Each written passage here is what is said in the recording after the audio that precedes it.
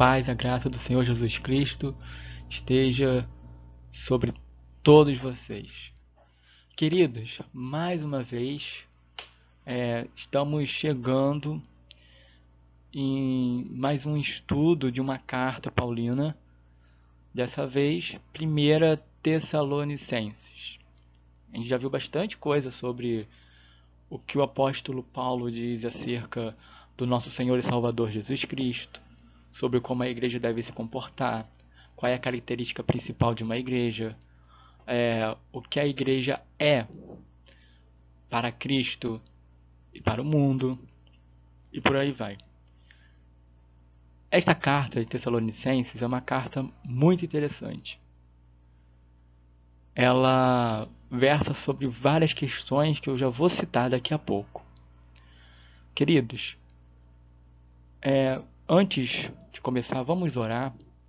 Vamos pedir ao Senhor Deus para que Ele mexa no nosso coração, para que este estudo, por menor que seja, pois ele será realmente um estudo curto, mas que ele seja o suficiente para mudar as nossas vidas, para nós nos espelharmos no exemplo dos irmãos tessalonicenses, e que seja também um motivo de orgulho o nosso comportamento para o nosso Deus.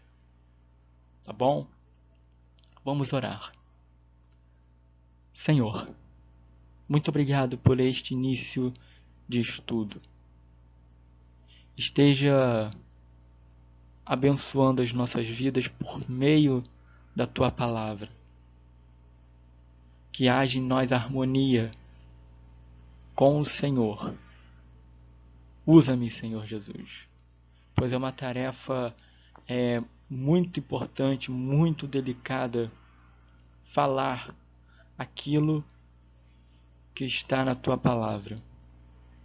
Ó Senhor Jesus, ambiente os nossos corações para que só a Tua verdade adentre a nossa alma, a nossa mente.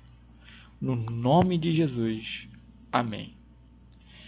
Queridos, só um detalhe. Tessalônica, ela fazia parte da região da Macedônia. Estou até colorindo ele aqui um pouquinho. Vou ver se com uma outra cor fica melhor. Ó, é bem escuro, né? Mas ele fica aqui, ó, Macedônia. Vou até apagar aqui, melhor. Pronto.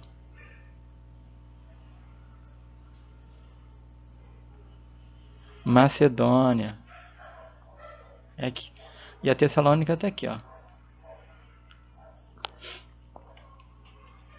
Nessa época, Macedônia e Acaia, que são regiões citadas pelo apóstolo Paulo, faziam parte do Império Romano.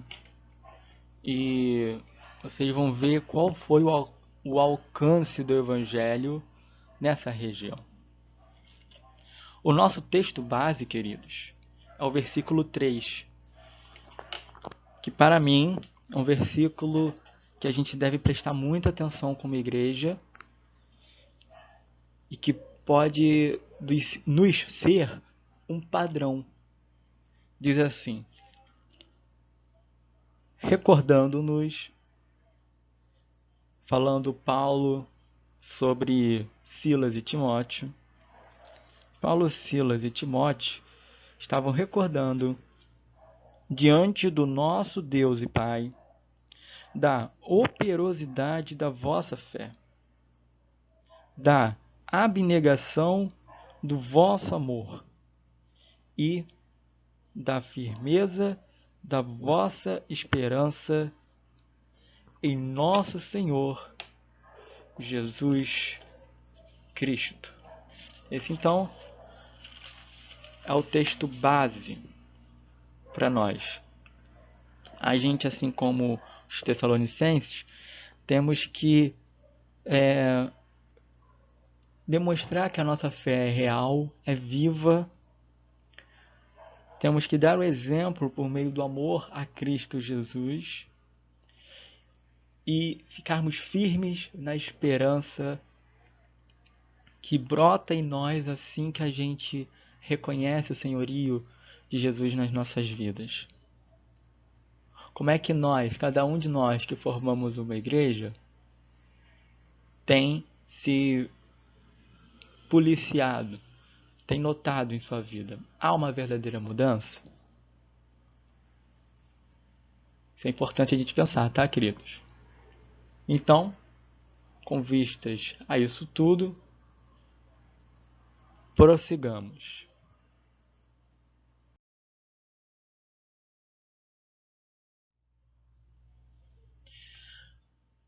Primeira carta de Paulo aos Tessalonicenses. É considerada entre a tradição a primeira do apóstolo, a primeira da vida dele.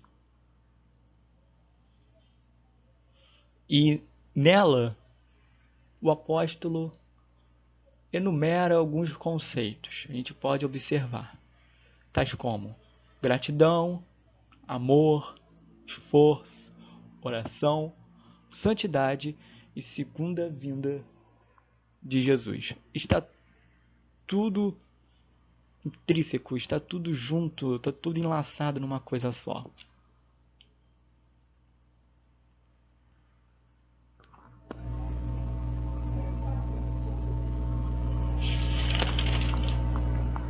E um detalhe, nessa carta, o apóstolo vai incentivar a igreja de Tessalônica a suportarem as tribulações e as perseguições que ocorreram num determinado contexto, e que eu vou dizer para vocês agora.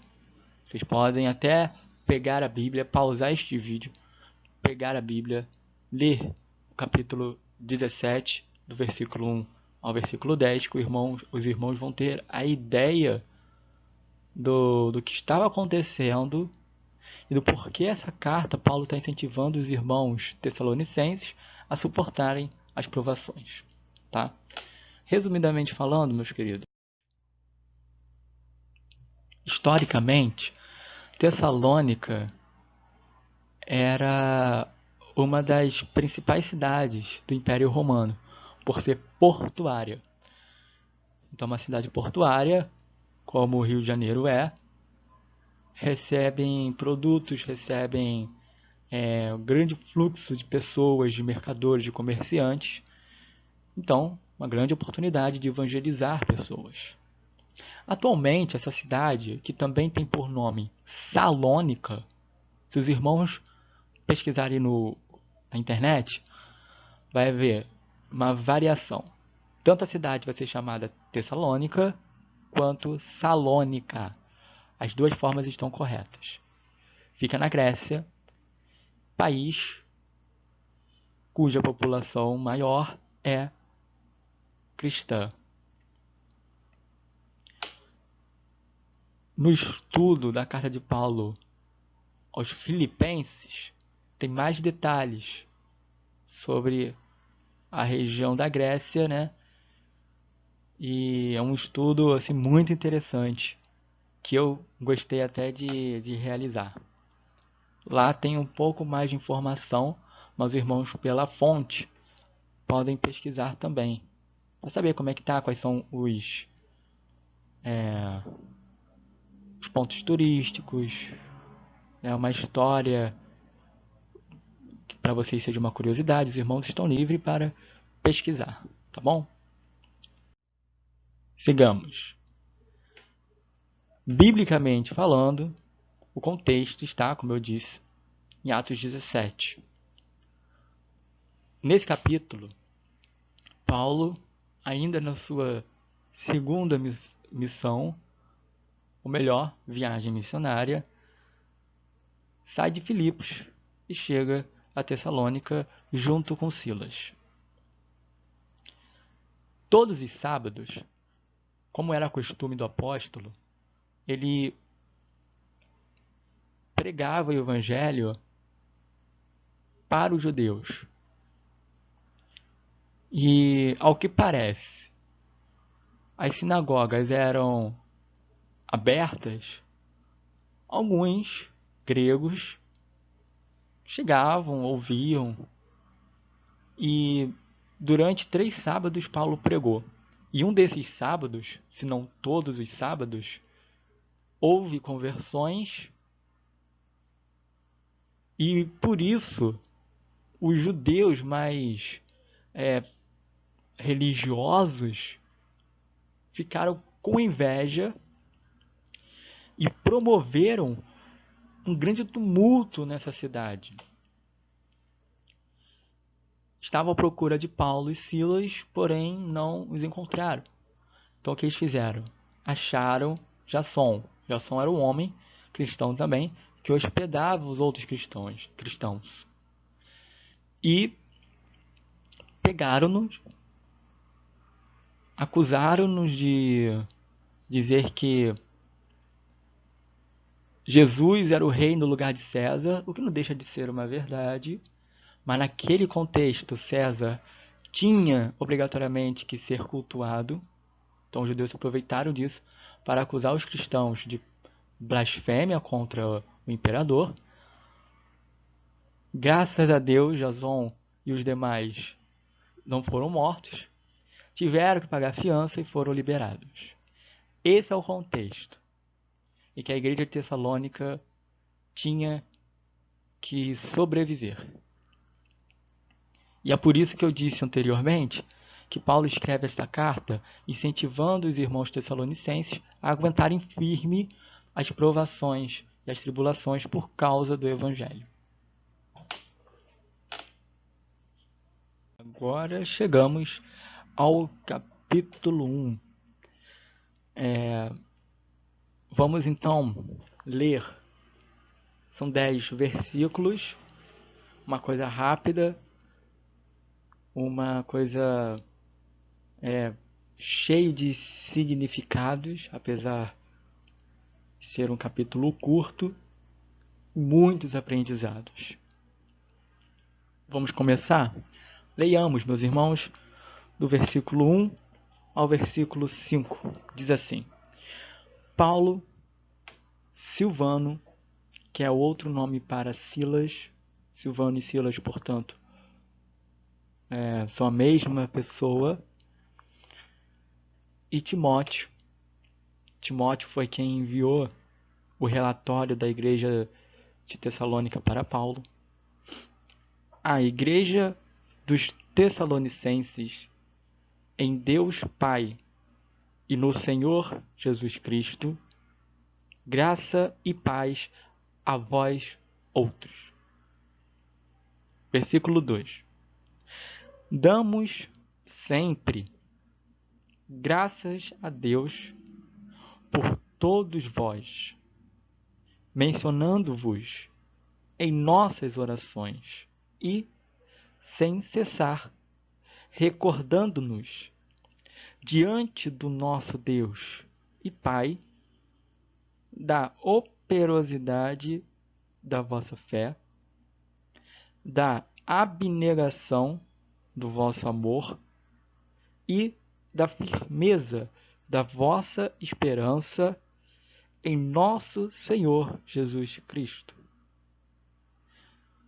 Reconhecendo, irmãos, amados de Deus, a vossa eleição, porque o nosso Evangelho não chegou até vós tão somente em palavra, mas, sobretudo, em poder, no Espírito Santo e em plena convicção, assim como sabeis ter sido o nosso procedimento entre vós e por amor de vós.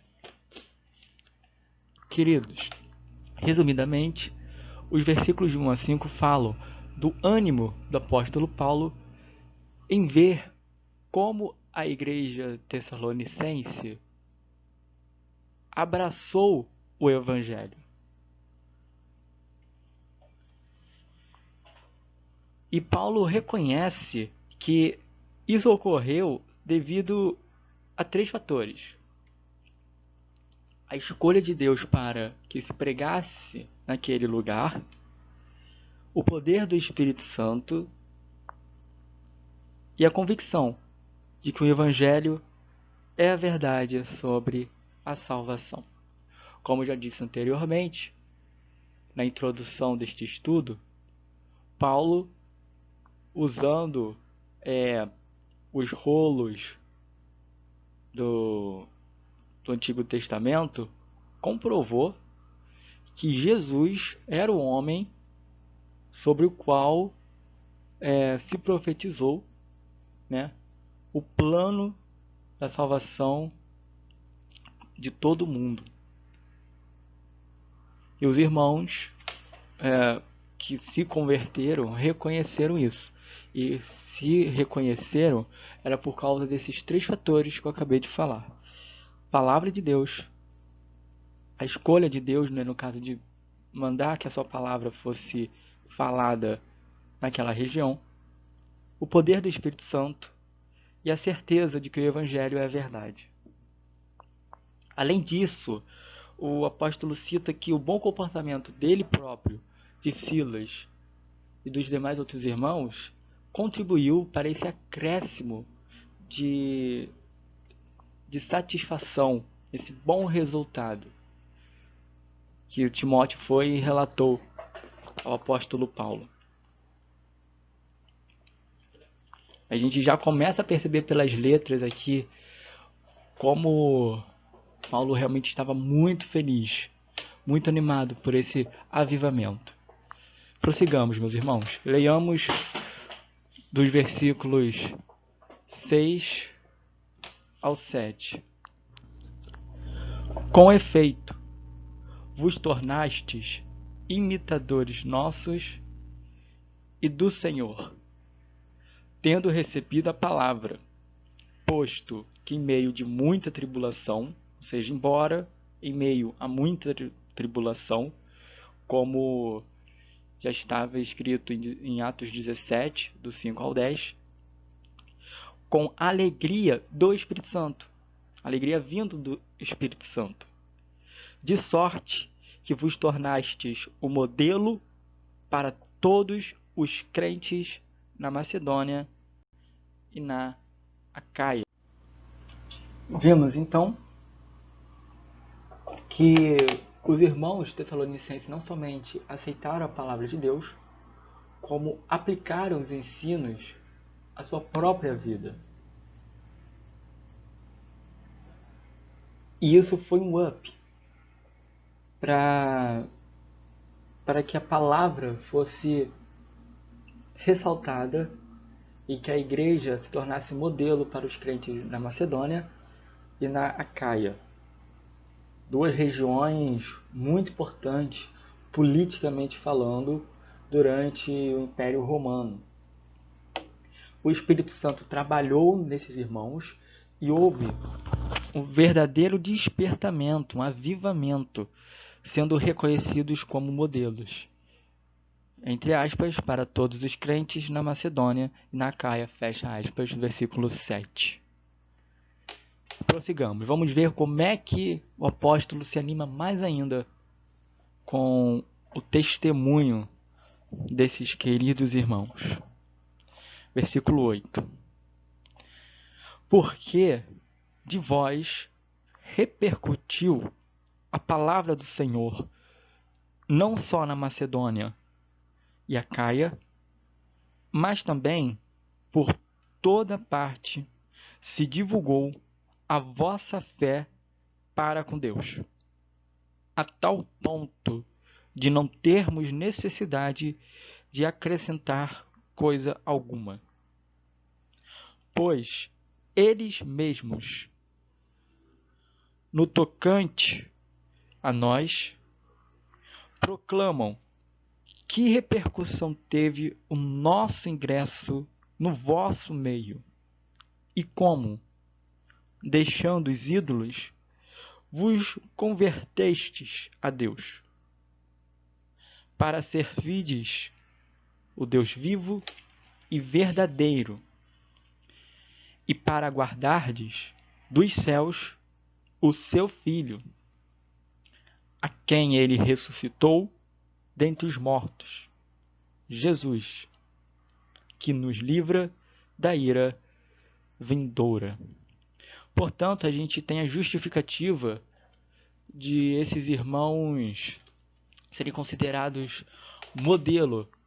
Foi pela promulgação da palavra, não somente nas duas mais importantes regiões do Império Romano, como nos demais, que também faziam parte do Império. A ponto de Silas e Paulo declararem que não tem mais nada a acrescentar sobre essa notícia, de tão comum que no meio cristão ela era. E aqueles que levaram a notícia a Paulo ficaram maravilhados com o que viram. E é bom observar o comportamento dos tessalonicenses. Eles não somente acataram a ideia, eles não somente creram, como também agiram, tomaram a atitude de abandonar os seus ídolos. E que ídolos os irmãos têm ainda guardados? Isso foi suficiente para que o amor de Deus se manifestasse no meio daqueles irmãos e que a palavra fosse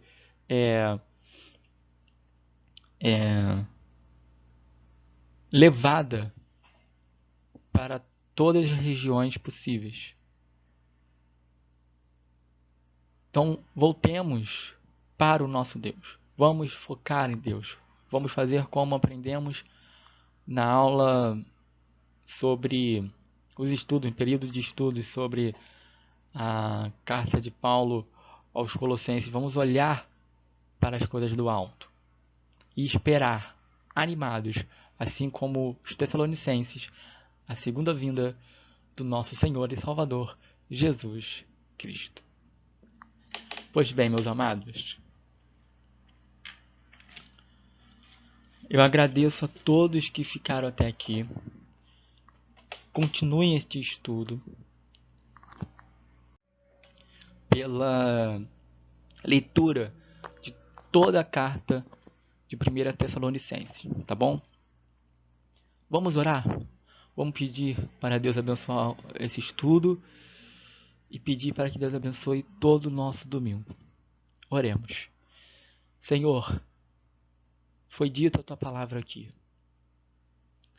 Reconhecemos como parte do teu corpo a necessidade de abandonarmos as nossas velhas práticas e os nossos ídolos, aquilo que nos tem atraído, aquilo que nós temos